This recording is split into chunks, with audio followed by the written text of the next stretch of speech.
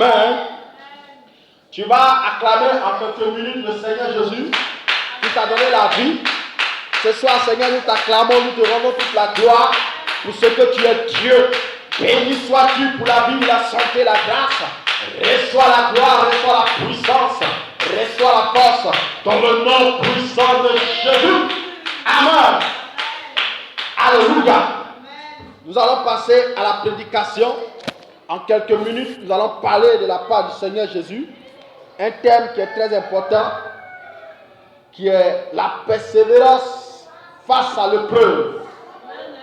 La persévérance face à l'épreuve. Et tu vas prendre ta Bible dans le livre de Daniel 6, verset 1er au verset 10. Nous allons lire une histoire très importante pour pouvoir comprendre le message que Dieu veut nous faire comprendre. Daniel 6, verset 1er au verset 10. Et puis Apocalypse 2, verset 10. Amen. Je vais commencer la lecture. Daniel 6, verset 1er. Darius trouva bon d'établir sur le royaume 120 satrapes qui devaient être dans tout le royaume. Il mit à leur tête 3 chefs, au nombre desquels était Daniel, afin que ces satrapes leur rendissent compte et que le roi ne souffrit aucun dommage. Daniel surpassait les chefs et les satrapes parce qu'il avait en lui un esprit supérieur. Et le roi pensait à l'établir sur tout le royaume. Alors les chefs et les satrapes cherchaient une occasion d'accuser Daniel en ce qui concernait les affaires du royaume. Mais ils ne purent trouver aucune occasion, ni aucune chose à reprendre, parce qu'il était fidèle et qu'on n'apercevait chez lui ni faute, ni rien de mauvais. Et ces hommes disent, nous ne trouverons aucune occasion contre ce Daniel, à moins que nous n'en trouvions une dans la loi de son Dieu. Puis, ses chefs et ses satrapes se rendirent tumultueusement auprès du roi et lui parlaient ainsi. Roi Darius, vit éternellement, tous les chefs du royaume, les intendants, les satrapes, les conseillers et les gouverneurs sont d'avis qu'il soit publié un édit royal avec une défense sévère, pourtant que quiconque, dans l'espace de 30 jours, adresserait des prières à quelque Dieu ou à quelques hommes, excepté à toi, ô roi, sera jeté dans la fosse au lion. Maintenant, ô roi, confirme la défense et écris le décret, afin qu'il soit irrévocable, selon la loi des Mèdes et des Perses, qui est humiliable. Là-dessus, le roi Darius écrivit le décret et la défense. Lorsque Daniel sut que le décret était écrit, il se retira dans sa maison, où les fenêtres de la chambre supérieure étaient ouvertes dans la direction de Jérusalem. Et 3 fois le jour, il se mettait à genoux. Il priait et il louait son Dieu comme il le faisait auparavant. Amen. Je vais lire maintenant Apocalypse 2, verset 10. Apocalypse 2, verset 10. Il dit, ne crains pas ce que tu vas souffrir. Voici, le diable jettera quelques-uns de vous en prison, afin que vous soyez éprouvés, et vous aurez une tribulation de 10 jours. Sois fidèle jusqu'à la mort, et je te donnerai la couronne de vie. Alléluia. Le terme, comme j'ai dit, c'est la persévérance face à l'épreuve. Amen. Donc, la persévérance, c'est le fait de persister. C'est la qualité d'une personne qui persévère, qui fait preuve, oui, de constance et de ténacité, de courage. La persévérance est un mot qui vient du latin persévéra, dérivé d'un mot père, qui signifie aller au-delà. Alléluia. Donc, celui qui persévère, c'est celui qui va au-delà. Celui qui persévère, c'est celui qui est constant. Celui qui persévère, c'est celui qui ne se relâche pas. Celui qui persévère, c'est celui qui manifeste de la détermination. Celui qui persévère, c'est celui qui se surpasse. Alléluia. Qui se surpasse face à l'épreuve. L'épreuve, c'est le malheur. L'épreuve, c'est le problème. L'épreuve, c'est les difficultés que quelqu'un peut rencontrer. L'épreuve, c'est une situation calamiteuse, une catastrophe qui peut s'abattre sur quelqu'un. Oui, l'épreuve, c'est aussi un test auquel tu peux être exposé. C'est aussi un examen. Alléluia. Mais au-delà de toutes ces choses, Dieu nous demande de manifester la persévérance. Nous devons être persévérants face aux problèmes. Nous devons être persévérants face aux difficultés. Nous devons être persévérants. Nous devons aller de l'avant, quels que soient les problèmes. Nous devons nous surpasser, quelles que soient les situations. C'est pourquoi Apocalypse 2, verset 10 dit, ne crains pas ce que tu vas souffrir. Le Seigneur nous dit ce soir de ne pas craindre le fait qu'on aura faim, de ne pas craindre le fait qu'on sera seul, de ne pas craindre le fait qu'on sera dans la solitude, de ne pas craindre le fait qu'on manquera souvent de vêtements, de ne pas craindre que souvent les gens vont nous chasser de chez eux, de ne pas craindre que souvent les gens vont nous persécuter, de ne pas craindre que souvent les gens vont nous faire du mal. Oui. Pourquoi? Parce que si nous persévérons dans l'épreuve, Dieu finira par nous donner la couronne de vie.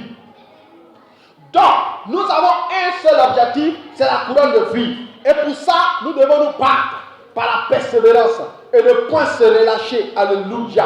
Il dit, ne crains pas ce que tu vas souffrir, car Satan jettera quelques-uns parmi vous. Mais si vous persévérez, je vous donnerai la couronne de vie. Ce qui veut dire quoi? Lorsque tu traverses une situation compliquée, ce n'est pas Dieu, c'est le diable.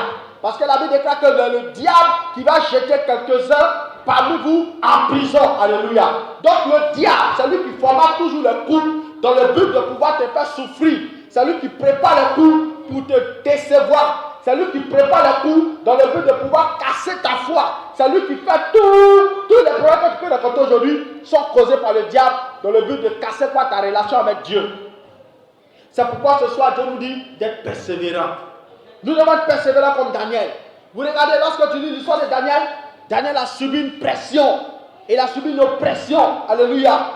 Et ses amis qui étaient ses compagnons de service sont devenus quoi? Ses ennemis. Pourquoi? Parce qu'ils ont vu que le roi a eu à cœur de le lever.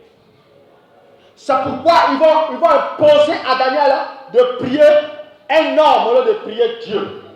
Vous voyez? On peut tous se retrouver en face d'une telle situation où le diable peut pousser l'homme qui tu es à te dire, je ne veux plus que tu partes à l'église. Je ne veux plus que tu pries ton Dieu. Je ne veux plus. Ton histoire de Dieu là, ça m'embête. Tu pries trop. Je n'aime pas ça, ne va plus à l'église. Alléluia. Le diable peut te pousser, ou bien peut pousser ton mari à te parler de la sorte. Alléluia. Mais si tu obéis à ce qu'il a dit, c'est comme si tu étais en train d'adorer ton mari. Tu ne dois pas obéir à ça. Oui, c'est une épreuve spirituelle. Parce que tu vas choisir ce jour-là entre ton mari et puis ton salut. Ça peut être tes propres parents. Tes parents peuvent s'opposer à ta conversion. Ils peuvent s'opposer à ta vie spirituelle. Ils peuvent te dire, si tu veux, tu peux aller consulter les féticheurs, tu peux aller consulter les marabouts, tu peux aller partout où tu veux, tu peux faire ce que tu veux, mais nous on ne veut pas que tu pries. Nous on ne veut pas que tu deviennes chrétienne. Pourquoi est-ce que tu laisses les coutumes de la famille? Arrête de te comporter comme ça. Nous, on est nés avant toi. Toi, tu veux nous apprendre quoi? Toi, tu ne peux plus les ancêtres. Toi, tu ne peux plus cela. Ça peut être une épreuve pour toi. Tu peux rencontrer même tes amis, tes frères spirituels dans le Seigneur. Ils peuvent te persécuter aussi. Pour te dire, mais toi, tu exagères ton affaire de Dieu là. Chaque jour, c'est toi qui vas à l'église. Chaque jour, c'est toi qui es en train de prier. Chaque jour, c'est toi qui es en train de jeûner. C'est quelle histoire ça? Tu exagères. Nous tous, on est chrétiens. C'est quoi ça? Alléluia. Tu tes frères qui peuvent te persécuter de la sorte. Tout ça dans le but quoi? De casser ta foi. Les gens de ta famille aussi peuvent te dire, non, je ne veux pas que tu pries ici. Il est arrivé une fois dans ma vie, quand j'étais encore jeune de la foi, j'avais voulu instaurer une cellule dans ma famille. Dans notre grande cour, on a voulu prier. Il a appelé un de mes cousins pasteurs. Il a dit, Dieu, on va prier dans la cour. Il pensait que c'est de l'amusement. Les vieillards disent, si vous voulez là, priez votre maman Marie, priez Jésus, priez ce que vous voulez. Mais vos riz baba là, nous on ne peut pas ça ici. Si ça pour prier Marie, il n'y a pas de problème. Si ça pour faire Jésus salue, il n'y a pas de problème. Mais si ça pour faire vos riz baba, si vous parlez beaucoup de choses pour dire, le Seigneur m'a dit, c'est ça. Nous on ne veut pas ça ici. Alléluia. Elles ont rabaissé toutes les chaises là, les vieilles là. On ne veut pas prier ça là. Nous on est nés avant vous, faites apprendre quoi? Alléluia. C'est une persécution.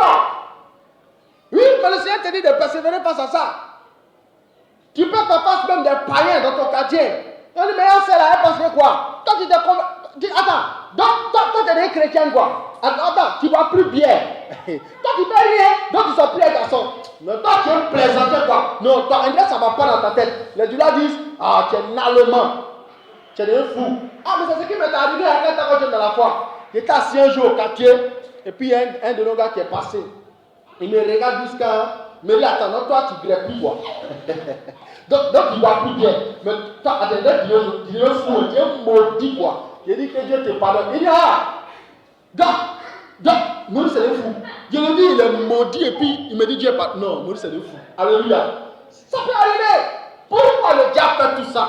Le diable fait ça pour casser ta foi. Le diable fait ça pour ne pas que tu ailles de l'avant. Le diable excite tes frères, tes amis, pour agir ainsi, pour ne pas que tu puisses rentrer dans ta bénédiction. Parce que le diable sait, il sait que si tu demeures ferme dans la voie de Dieu, tu vas finir par récolter quelque chose. Donc, qu'est-ce qu'il faut faire? Il faut te casser. Il faut casser ton élan. Il faut te décourager. Alléluia.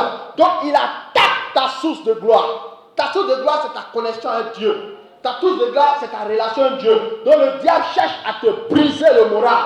Et il va casser ton moral pour ne plus que tu pries.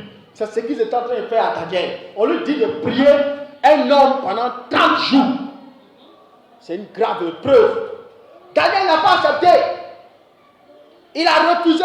Et il a accepté même de mourir. Lorsque tu es en face d'une épreuve, n'aie pas peur de la mort, comme l'a dit Apocalypse.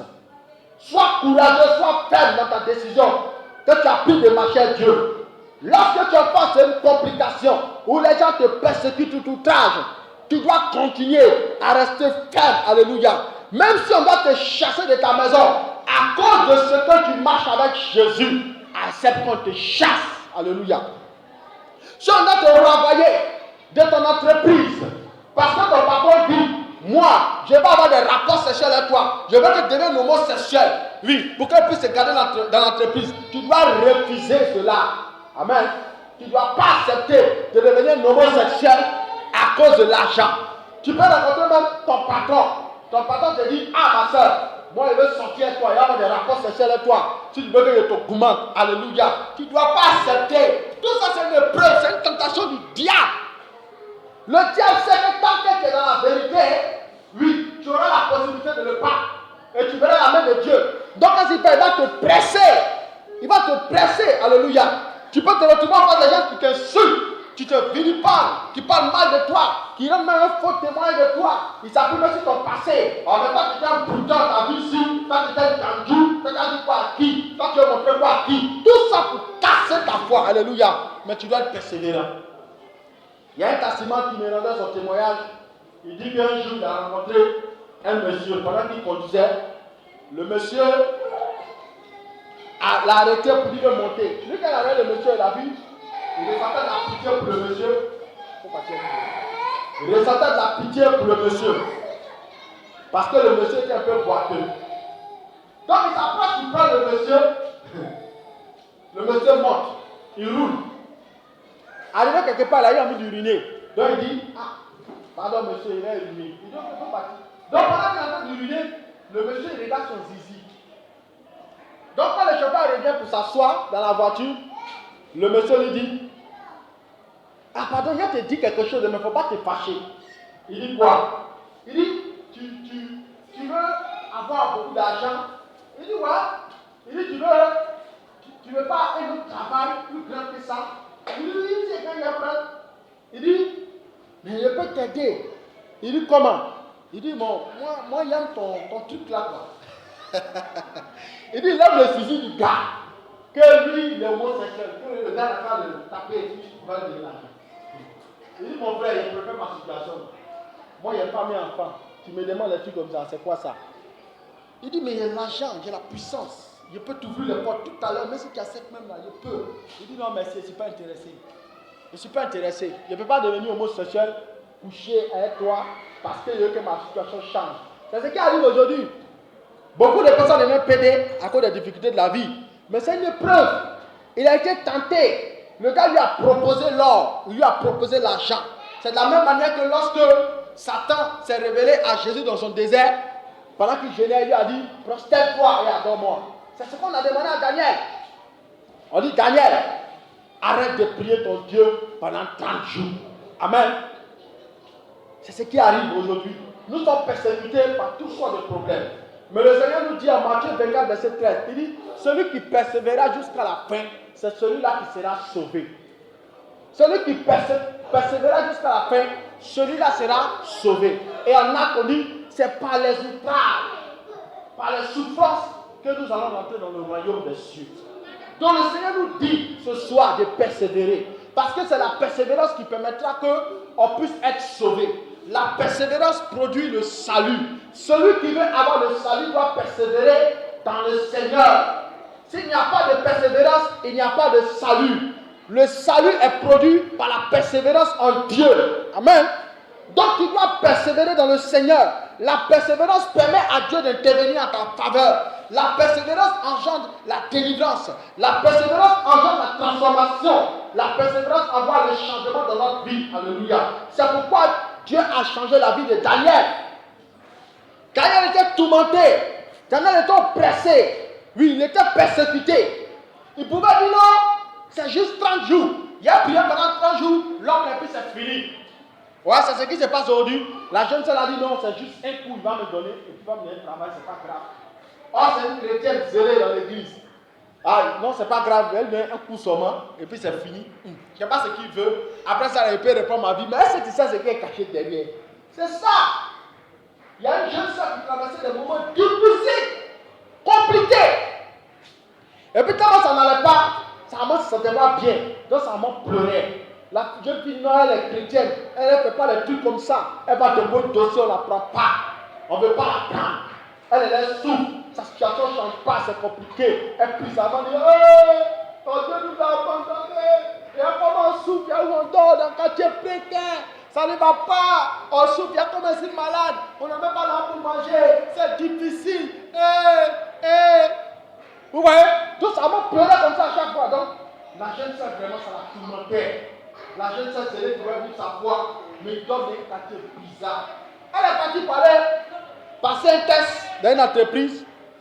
Arrivé là-bas, le patron dit, vraiment, tu as toutes les compétences. Tu as les diplômes qu'il faut, tu as le niveau qu'il faut, tu as tout, tu sais parler.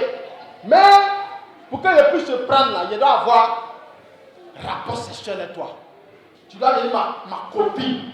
Amen. Elle dit, elle dit, chef, je ne peux pas faire ça, je suis chrétienne. Amen. Je suis chrétienne.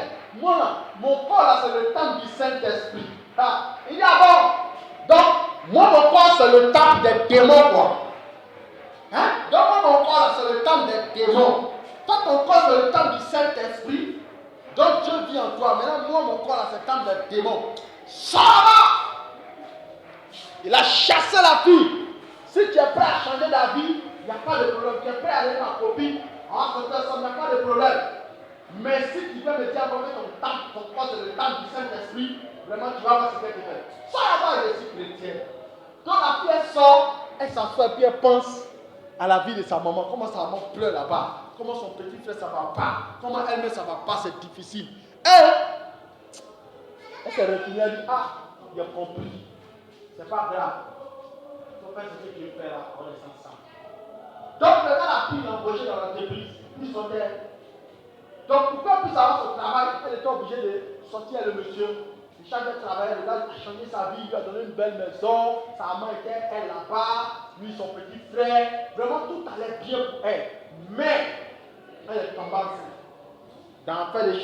En fait de se chercher un patron et puis employé. Donc quand elle est tombée enceinte, le monsieur dit non. Tu sais que c'est une histoire d'employé avec le chef.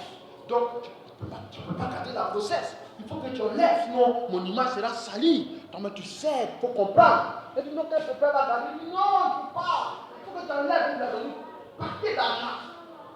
Dans la elle a levé la route, elle s'est levée. Elle a levé. Elle n'a pas su supporter l'épreuve. C'était une épreuve. C'était une test. Le diable l'a persécuté à partir de sa maman. Il dit, on a fait, ça ne va pas.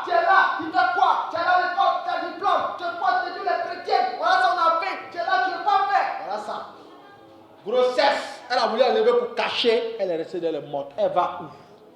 C'est pourquoi le Seigneur nous dit de faire attention. Il dit résister au diable avec une voix ferme. Le diable cherche à nous détruire. Le diable ne va pas s'amuser. Le diable va toujours s'appuyer sur nos faiblesses. Quelle est la situation dans laquelle tu es? Le diable va s'appuyer dessus pour te persécuter. Mais tu dois rester ferme. Aujourd'hui, beaucoup de personnes abandonnent Dieu quand ça ne va pas. Quand un problème d'emploi, c'est compliqué. Il dit non, c'est difficile. Vraiment, c'est chaud. C'est quelle histoire ça? Depuis on prie, on ne voit rien. Mon frère, la Bible dit que c'est celui qui persévère jusqu'à la fin qui a la vie éternelle. C'est celui-là qui reçoit la couronne de vie. Parce que dans le péché que tu veux rentrer pour changer ta vie, là, ça, tu peux rester dedans. Tu comprends bien? Tu peux rester dedans. Donc tu fais comment? Tu dois persévérer. C'est vrai que donc il faut un peu ça les réussisse. Mais ce n'est pas sûr. Tu vois un peu? Donc tu dois persévérer. C'est la persévérance qui peut te délivrer. La persévérance en Dieu envoie la délivrance. Amen. Quand tu lis Jacques 1, verset 12, on dit heureux l'homme qui supporte patiemment la tentation. Car après avoir été éprouvé, il recevra la couronne de vie que le Seigneur a promis à ceux qui l'aiment. Vous voyez, on dit heureux celui qui supporte patiemment la tentation. Le Seigneur nous dit que lorsque nous sommes tentés, nous devons marcher dans la joie. Malgré la tentation que nous vivons, malgré l'oppression que nous vivons, malgré les difficultés que nous vivons, nous devons tout faire pour rester dans la joie et garder un cœur heureux. Parce que si nous ne le faisons pas, on va tomber dans le piège de Satan. Il dit heureux celui qui supporte patiemment la tentation. Donc tu dois supporter la tentation dans la patience. Tu dois supporter le preuve dans la patience. Le problème, on est impatient. Quand tu es impatient, le diable va venir par ta voix. Tu dois supporter la tentation patiemment. Tu dois supporter la maladie patiemment. Tu dois supporter le problème de finances patiemment. Tu dois supporter le célibat patiemment. Tu dois supporter les complications de la vie patiemment. Pourquoi? Parce que si tu supportes patiemment, le Seigneur est capable de te délivrer. C'est ce que dit le verset. Dans l'Apocalypse qu'on a lu, on dit les gens devaient être éprouvés pendant combien? 10 jours. Mais Daniel, il devait être éprouvé pendant combien? 30 jours. Qu'est-ce que je veux dire par là? Pour dire que même si tu es éprouvé pendant 1 an, 2 ans, 6 mois, 7 mois, il faut savoir que ton épreuve a une date d'expiration. Ah oui? Une épreuve ne dure pas toute la vie. Une épreuve dure juste pour un temps. Dieu permet ça pour voir ton niveau d'amour que tu as pour lui. Quand les épreuves viennent, c'est Dieu qui permet que le diable vienne t'attaquer. Tu sais pourquoi? Parce que tu as classe d'examen. Quand tu vas à l'école, tu as fini d'avoir tu as passé toute l'année en train d'étudier. Il y a un temps où il y a examen. Ou bien, il y a un temps où il y a examen. Pendant le jour de l'examen, le professeur ne parle plus. Il te laisse composer. La dictée est là, l'examen est là, le problème est là. Tu dois résoudre le problème. Si tu n'as pas réussi, tu vas voir. Tu échoues. Tu ne vas pas classe supérieure. Donc c'est la même chose. Quand le temps est venu pour que Dieu puisse t'emmener à notre niveau, le diable, Dieu permet que le diable vienne maintenant pour te tenter, pour voir si tu as compris la leçon. Quand tu ne comprends pas la leçon, que tu tombes, tu restes dans la même place. Mais quand tu arrives à supporter l'épreuve, Dieu te délivre. Ah oui, c'est ça. Il ne faut pas penser que ce que tu vis là, c'est le fruit du hasard. Non, c'est un plan établi dans le règne de Dieu, où il permet à Satan lui-même de venir. La Bible déclare que Dieu ne permettra pas que nous soyons tentés au-delà de notre force. Pendant que nous sommes en train d'être tentés, lui-même prépare la porte de délivrance. Donc tu dois supporter par l'épreuve. Tu dois persévérer pendant que tu es en train de souffrir. Je me souviens que étant encore jeune chrétien, j'ai beaucoup connu la souffrance. C'était dur. Vous voyez, il y a eu un temps où quand il a accepté le Seigneur, il n'avait plus d'argent. Il n'avait rien. Et je me suis débattu quand il a commencé une petite activité de garba. Et pendant qu'il vendait le garba, il a échoué. Mon coin est devenu cassé. Donc je ne peux plus vendre. Il n'a plus d'argent pour le prendre. Dans le même élan, il cherche encore l'argent pour le prendre, et c'est compliqué. Il a gagné ça. Donc il a décidé d'aller faire maçonnerie. Maçonnerie, il s'est arrivé là-bas. Il a fait le premier jour. Il est arrivé le lendemain encore pour pouvoir gagner un peu d'argent et garder. On dit il n'y a plus de travail pour moi. Il regarde ça, je souffle comme ça. Il dit, mais comment vous mangez? Et puis, dans le tas. Je suis seul, je souffle dedans le tas. Je dois sur quoi? Carton. Il doit sur carton à cause de Jésus. Dans les problèmes, les difficultés, il doit sur carton. Quand il me lave la nuit comme ça, là, quand il vient dormir, le matin, quand il me réveille, c'est sale. Il devient sale parce que le carton est sale. Il dort dessus. Et après ça encore, pour manger avec ses problèmes, puisqu'il ne travaille pas, il mange comment? Donc s'il y a eu 300 francs, c'est toute ma vie qu'elle a. Il m'en va manger soit haricot, j'ai une femme en haut là.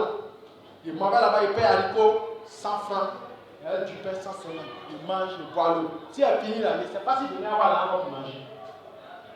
Mais dans tout ça, le diable ne bombarde les attaques. Mais il a dit non, je préfère mourir à au ciel que d'abandonner Dieu et de retourner dans le monde. Ah, il était gabé. Il n'avait pas l'argent. Il y a des jours là, le soir, c'est du pain. Pain 150 et un mayonnaise 50. C'est ça, il mange. Et puis il reste comme ça. Il ne sait pas s'il y a l'argent. C'était ce que je vivais. C'était difficile. Mais dans tout ça, je regardais à Dieu, je priais. Je cherchais Dieu, oh Seigneur, aie compassion, interviens.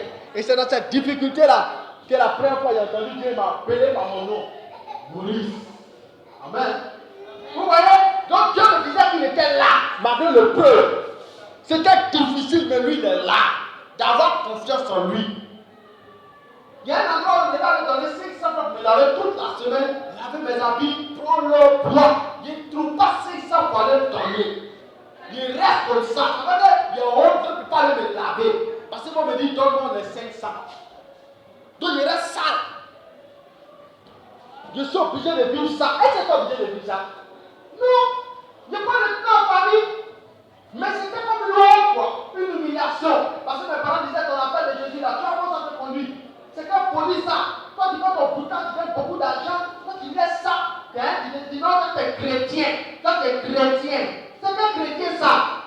Donc, il est tourné en famille. Vous pouvez retourner dans le bouton. Avec non. Il allait capter le nom de Jésus. Vous voyez? Donc, il a persévéré. C'était dur, c'était compliqué, c'était difficile. Et en ce moment-là, tout le monde m'a abandonné. Il n'y a pas pasteur, il n'y a personne, je suis seul. Face à ma difficulté, il a laissé, je suis allé dormir dans notre église. Le Dieu où était là, la douche là, où il me lavait là, vraiment ça fait pitié. Le prêtre, il faut persévérer. Hein?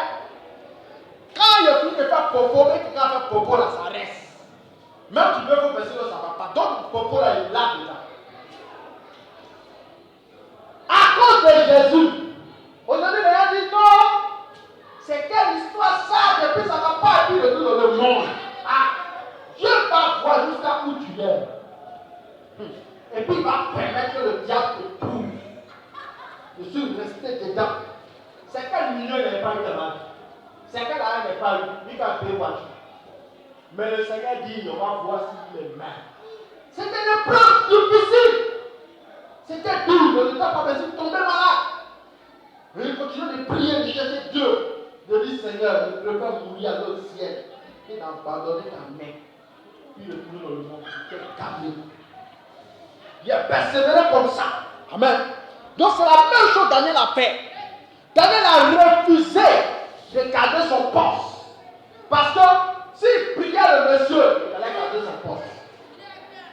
S'il priait le monsieur, il n'allait pas mourir. Il dit, il a continué à prier Dieu. Parce que c'est que ses ennemis vont le traiter et qu'ils vont lui faire quoi du mal. Il a continué à prier Dieu. Et en priant Dieu, il a eu pas de problème. Il a décidé même de perdre sa vie à cause de quoi du nom de Jésus. Il préfère continuer à prier Dieu qu'il a arrêté de prier Dieu et puis il va prier un homme pour garder quoi son travail. C'était quelqu'un qui était prêt pour Jésus. C'est quelqu'un qui avait compris l'importance de Dieu, qui avait compris la valeur de Dieu. Aujourd'hui, les gens n'ont pas compris la valeur de Dieu. C'est pourquoi quand il y a des problèmes, ça abandonne Dieu. Quand tu vois quelqu'un qui devient païen, il le proclame, mon frère, c'est pas autre chose. Il a décidé dans son cœur d'abandonner. Un véritable enfant de Dieu doit persévérer, quels que soient les problèmes. Il doit persévérer. Il dit quoi? Persévérer jusqu'à la mort. Quand il lit Apocalypse 2, verset 10, ça dit, il faut persévérer face à l'épreuve jusqu'à la mort. Et si tu persévères jusqu'à la mort, tu te donneras une couronne de vie. Donc tu dois être courageux, persistant, résistant. Tu dois aller au bout, ne pas te relâcher pour que Dieu puisse agir. Et si tu ne mets pas dans cette épreuve, Dieu va te couronner. Lorsque tu passes par les épreuves, tu dois compter sur Dieu. Tu dois avoir la foi en Dieu. Les épreuves financières, les épreuves matérielles, toutes ces choses, tu dois compter sur Dieu. Parce que l'épreuve produit quoi? La victoire. La persévérance dans l'épreuve produit la victoire. Quand tu lis Romains 5, verset 3, dit, nous tirons fierté même de nos détresses. Car la détresse produit la persévérance. Et la persévérance conduit à la victoire. On dit la persévérance conduit à la victoire. Donc celui qui ne persévère pas n'aura pas la victoire. La victoire est produite par la persévérance. Si tu ne prends pas la peine de persévérer, tu ne verras jamais la victoire. Daniel a persévéré. Ils l'ont pris, l'ont jeté dans la gueule au lion. On l'a jeté dans la fosse au lion. Il a préféré la mâchoire des lions que de régner Dieu. Ah oui? Il a préféré la gueule des lions que de régner Dieu. Il était gamé. Il dit, personne ne viendra déranger ma relation avec Dieu. Si je dois mourir, je vais mourir. C'est le même Dieu qui m'a élevé dans ce royaume. Et aujourd'hui, je suis en train de passer par les difficultés. Si je dois mourir, je préfère mourir que de régner Dieu. Il allait au bout. Il ne s'est pas arrêté. La Bible déclare que lorsqu'il a été jeté dans la fosse au lion, quelque chose s'est passé. Le lion a eu la bouche quoi? Fermée. Pourquoi Dieu a permis qu'il soit jeté dans la fosse au lion? Lorsque Dieu voulait le lever, il n'avait pas la dimension qui correspondait à son élévation. Pourquoi? Parce que le roi du royaume a décidé de le mettre quoi? À côté de lui, au-dessus de tout. Comme aujourd'hui, quelqu'un devient quoi? Un premier ministre à côté d'un président. Il devait passer à une preuve. Cette preuve était la preuve qu'il pouvait mériter cette dimension. Donc, lorsque Dieu le jette avec les lions, il le connecte à la dimension royale. Parce que les lions, ils sont appelés quoi? Roi de la chaîne. Alléluia. Donc, il y a une dimension qui devait aller toucher pour pouvoir sortir, pour rentrer dans ce couronnement. Alléluia. Quand il a bien le lion, il a une crinière. Et la crinière fait qu'il ressemble à quoi? Un roi. Donc, Dieu avait besoin de le connecter à cette dimension. Alléluia. C'est pourquoi lorsqu'il a accepté de rentrer dans la fosse au lion, Dieu l'a élevé en tant que chef des chefs, au-dessus même des chefs du royaume. Quand tu passes par une difficulté, tu dois comprendre que Dieu est en train de te donner la dimension pour rentrer dans quelque chose. Donc tu ne dois pas renoncer à cette nouvelle dimension que Dieu veut te donner. Quand tu refuses de pouvoir passer par l'épreuve, tu empêches Dieu de te donner une promotion. Parce que c'est une promotion pour lui. C'est une élévation, c'est une montée spirituelle et une montée financière. Mais s'il refusait l'épreuve, comment est-ce qu'il allait monter? Il fallait qu'il passe par là pour que le roi voie que son Dieu est puissant. C'est ça. Donc quand tu passes par les problèmes, tu dois regarder à Dieu. Et lorsque vous verrez les détresses, levez vos yeux. Levez vos yeux, c'est quoi? C'est regarder à Dieu. Ce n'est pas baisser la tête pour regarder au monde. Lève les yeux et regarde à Dieu. Amen. Donc, il avait la possibilité de refuser. Et s'il refusait, il aurait empêché Dieu de pouvoir prouver qu'il est le Dieu qui agit dans l'impossible, même de l'impossible. Vous voyez que lorsque tu empêches Dieu de se manifester par ton abandon, Dieu n'agira pas. Mais quand tu agis par la foi, par la persévérance, tu es en train de forcer la main de Dieu. C'est comme ça. Dieu voit que tu souffres. Dieu voit que ça ne va pas. Mais tu continues à rester ferme. Il est venu les faire du bois. Il veut voir quoi? Attends, regarde quoi que c'est Jéhovah qui agit. Et à force de persévérer, Dieu finit par étendre sa main. Amen. Vous voyez? Donc c'est pour cette raison que Dieu l'a élevé. Donc aujourd'hui, nous sommes ici, pas c'est une épreuve. Hein. Ça aussi, c'est une épreuve, c'est un test. Parce que pendant que tu prêches, tu veux qu'il y ait le monde. Là, tu as toujours les rhumatologues, les grands prédicateurs, hein, les grands dirigeants. Oui, tu veux qu'il y ait beaucoup d'hommes. Là, il y aura un micro qui chante, tu veux montrer que tu as une belle voix. Amen. Ça, c'est une épreuve. Dieu permet qu'il n'y a personne. Ah, et puis c'est là où on va voir si tu l'aimes vraiment. Si malgré qu'il n'y a personne qui a prêché. Ah, c'est ça. Si malgré qu'il n'y a personne qui a dit des choses.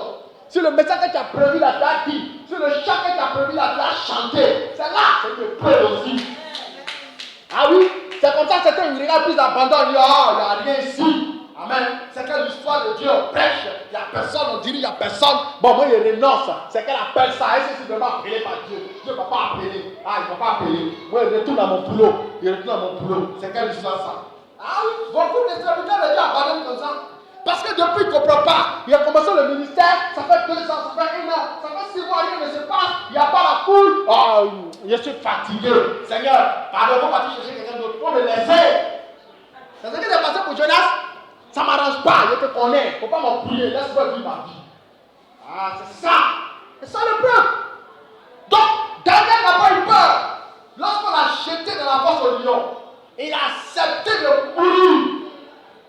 La vérité il n'a pas aimé sa vie au point même d'accepter la mort. Il n'a pas aimé sa vie au point de résister la mort. Il n'a pas peur de la mort. Il préfère mourir, la mort est bien pour moi. Et ils l'ont jeté dedans. Au Dieu de Dieu, symboliquement, il était mort. Ah oui? Quand tu acceptes une preuve qui est difficile, Dieu te considère à ses yeux comme si tu étais mort. C'est pourquoi Dieu est obligé d'agir dans ta vie. Pourquoi? Parce que Dieu ne fait que ressusciter les morts. Dieu ne ressuscite pas les vivants. Les vivants, c'est ceux qui continuent à fuir le problème. Amen. Donc Dieu ressuscite ceux qui acceptent de mourir. Amen. C'est pourquoi il a dit que celui qui réunit sa vie pour moi, la retrouvera. Celui qui accepte de perdre sa vie pour moi, la retrouvera. Celui qui abandonne sa vie pour moi, la retrouvera. Pourquoi? Parce que Dieu ne doit personne. Dieu n'est pas injuste pour t'abandonner, pour oublier tout le travail que tu as bâti et que tu n'as pas pour lui. C'est pourquoi, quel que soit le problème, tu dois aller de l'avant. Tu dois aller au-delà. Tu dois résister. Tu dois avoir une ferme résolution. Tu dois être inébranlable. Si je dois mourir, je n'ai qu'à mourir.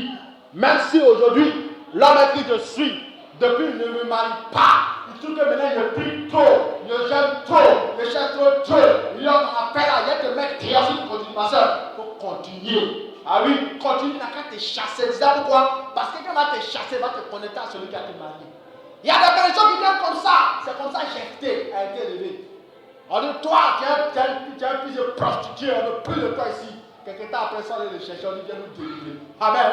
Pourquoi? Parce qu'il a accepté son épreuve. Quand tu acceptes ton épreuve, Dieu est en train de préparer quelque chose de bon pour toi. Mais toi, quand tu n'as pas les yeux pour voir, tu dis, non, c'est trop dur, moi je ne peux pas. Affaire de Dieu, là, on va laisser ça.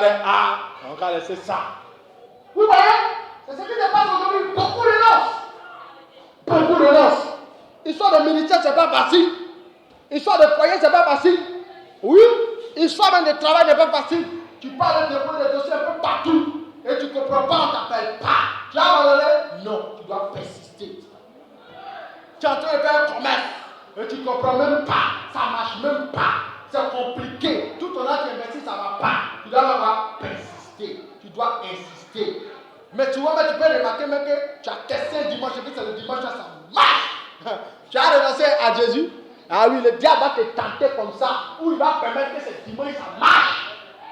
Tu as affaire moi, maintenant, il a travaillé tous les dimanches, et puis bon, le diable t'a mal tapé. Satan, la Bible dit qu'il est visé. Donc, faisons bien attention, ce sont des épreuves. Tu dois persévérer. Tu ne dois pas jouer ta vie spirituelle. Tu dois persévérer. Amen. On doit persévérer. Daniel avait la révélation de quelle était la source de sa dimension. Quelle était la source de son élévation. Il savait que c'était sa connexion avec Dieu. Et comme Satan savait ça, il veut le faire prier énorme. Et le diable sait que toi, la source de ta protection, qui fait que depuis n'arrive pas à te détruire, c'est parce que tu es encore connecté à Dieu. Donc pour te déconnecter de Dieu, tu vas t'engendrer par des problèmes. Oui, des problèmes qui ont fait que tu as dit non. Mais Dieu là met le prix, mais ne me comprend plus. C'est quelle histoire? Et puis il prie et les problèmes. Ah oui, Dieu va permettre ça, malgré tout, pour voir si tu as confiance en lui. Soyons persistants. Soyons persistants. Je vais vous raconter l'histoire d'un musulman. J'ai croisé un musulman. Il m'explique comment il s'est converti. Il dit, pendant qu'il était assis au bord, il y a quelqu'un qui est venu lui parler de Jésus. Et la personne lui a donné une Bible, Nouveau Testament. On lui parlait de Jésus tous les jours, quoi. Mais le jour là, quand il a fini de lire, le gars lui a parlé, il a donné le Testament, il a allé lire. Et quand il a fini de lire, il a dormi. Pendant qu'il dort, il voit quelqu'un qui vient, qui le prend dans son rêve. Il dit, tu veux voir où ton papa est? Il dit, je veux voir où il est. Il dit, suis-moi. Il le suit. Et puis le monsieur l'envoie d'un coup. Il dit, quoi? Il dit, le coup fait peur. Il ne comprend pas. Et puis un coup, il voit son papa qui lui apparaît devant lui. Il a commencé à courir parce qu'il avait peur. Il avait peur, il courait partout. Il était à la même fois. Et puis son papa lui dit, si tu veux pas venir là où je suis, je suis Jésus. Et le gars, il sort de ce songe-là, il dit, apprends. Ah, tu sais que les musulmans, là, ils font tout ce que les parents leur disent. Il regarde son papa dans le noir. Il souffre. Lui, il est perturbé, coupe partout. Il voit des choses étranges, bizarres qu'il ne comprend pas. Et puis son papa dit, si Jésus se met à venir me trouver ici. Quand il est sorti, il dit, il est un chrétien. Au moins, il dit, il est un chrétien. Ses parents disent, t'as pris. Tu es un chrétien, hein? Il dit oui. Après de Jésus, je suis chrétien. Il dit, ah bon? Bon, ça fait plus tes études. On m'a plus payé tes cours. On m'a plus payé tes cours. Il dit, c'est pas grave. On dit, après de lui, c'est fini encore, puis nous, on te chasse dans la maison. Le monsieur a accepté qu'on le chasse. Il ne connaît même pas Jésus en profondeur. Et puis, on lui dit, si tu acceptes Jésus, tu marches avec Jésus. Nous, on te réunit, on ne fait plus tes cours. Il dit, ok. Ils l'ont chassé, il a pris sa vie, il est sorti, il est parti. Il s'est débattu, il a persévéré dans sa voie jusqu'à Dieu a permis qu'il ait un boulot. Un païen qui ne connaît pas véritablement Dieu, qui rencontre Jésus, qui prend le courage à tomber de suivre Jésus, sa famille va le réunir. Et nous alors? Ah oui, ils l'ont mis dehors. Donc sur lui, ils l'ont mis dehors. Et puis il a supporté. Et nous, on va supporter. Oui, il a un témoignage contre nous devant Dieu. Il a un témoignage. On doit accepter de supporter les épreuves, quels que soient les problèmes. On lève la barre. C'est ce qui nous fatigue aujourd'hui. C'est ce qui fait que Dieu n'arrive pas à nous bénir convenablement. Vous voyez, on n'a pas assez de persistance quand les épreuves viennent. On ne résiste pas assez. Des païens aujourd'hui qui se convertissent, quand tu les regardes, ils ont une plus grande foi que nous. Ouais, ils persévèrent dans leur voie, dans la voie du Seigneur. Donc soyons résistants, alléluia. Soyons persévérants. La Bible en Romains 8, verset 18 dit, les souffrances du temps présent ne sauraient être comparées à la gloire à venir qui sera révélée pour nous. Les souffrances du temps présent ne sauraient être comparées à la gloire à venir qui sera révélée pour nous. Vous comprenez ce que Jésus dit? Les souffrances du temps présent ne sauraient être comparées à la gloire à venir qui sera révélée pour nous. Dieu est en train de nous dire que quelles que soient les souffrances, il y aura une gloire à la fin. Si seulement nous savons être persévérants dans nos souffrances, persévérants dans la voie de Dieu. Parce que lorsque tu persévères dans la souffrance, tu finis par vivre le miracle, la gloire, le changement. Tu peux te retrouver en face d'une stérilité constante. Abraham était en face d'un problème comme ça. Il n'arrivait pas à avoir des enfants. Par exemple, il a eu Isaac, mais le fils de la promesse ne venait pas. Il pouvait commencer à se plaindre. Il dit, oh, Dieu, là, mais moi je suis fatigué. Hein.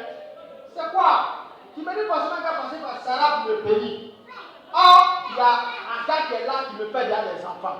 Donc, Dieu est passé par Adam et puis il fait tous les enfants. Mais Dieu dit, non, c'est pas Sarah que tu dois avoir les enfants.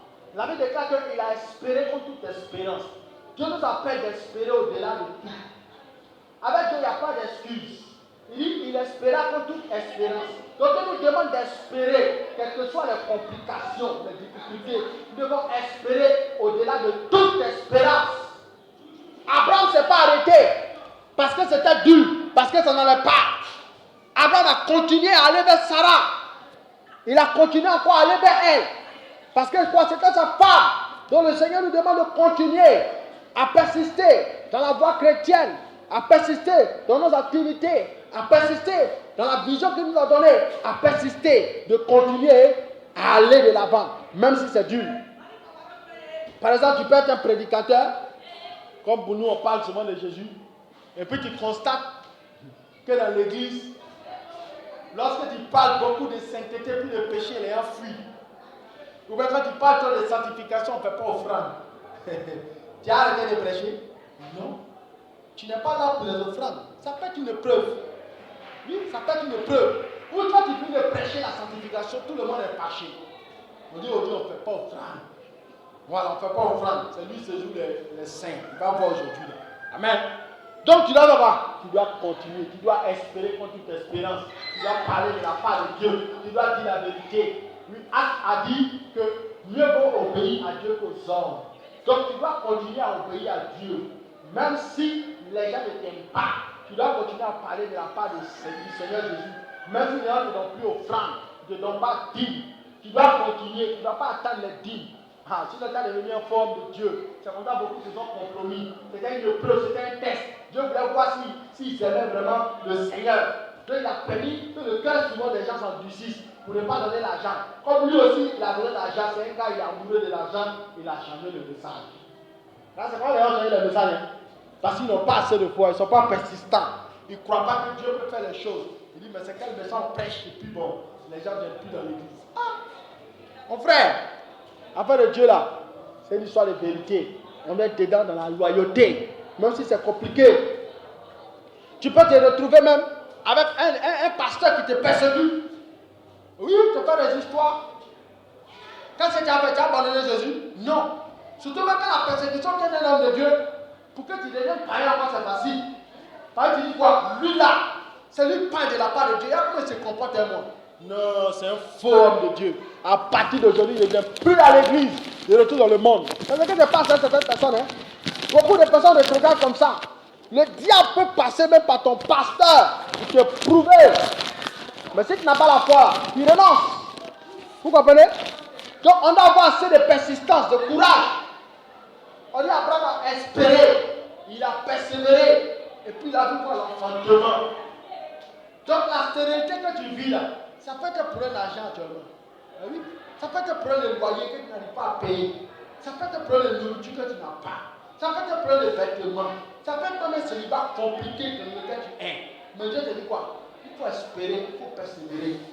Parce que le changement arrive. S'il était capable de délivrer Daniel de la force au lion pour l'élever, il était capable de délivrer son serviteur Abraham pour lui donner un enfant, Dieu aussi peut nous délivrer. Donc ce soir, il ne va pas être trop long parce que le message est très long.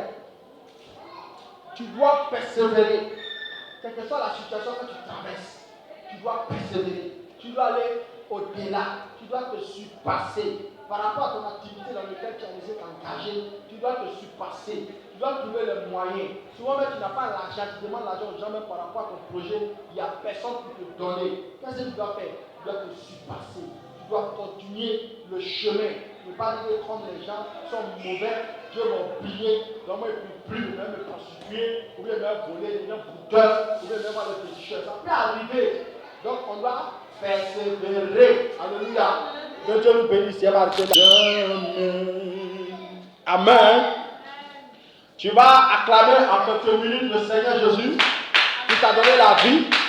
Ce soir, Seigneur, nous t'acclamons, nous te rendons toute la gloire pour ce que tu es Dieu. Béni sois-tu pour la vie, la santé, la grâce. Reçois la gloire, reçois la puissance, reçois la force dans le nom puissant de Jésus. Amen. Alléluia. Nous allons passer à la prédication. En quelques minutes, nous allons parler de la part du Seigneur Jésus. Un thème qui est très important, qui est la persévérance face à l'épreuve. La persévérance face à l'épreuve. Et tu vas prendre ta Bible dans le livre de Daniel 6, verset 1er au verset 10. Nous allons lire une histoire très importante pour pouvoir comprendre le message que Dieu veut nous faire comprendre. Daniel 6, verset 1er au verset 10. Et puis Apocalypse 2, verset 10.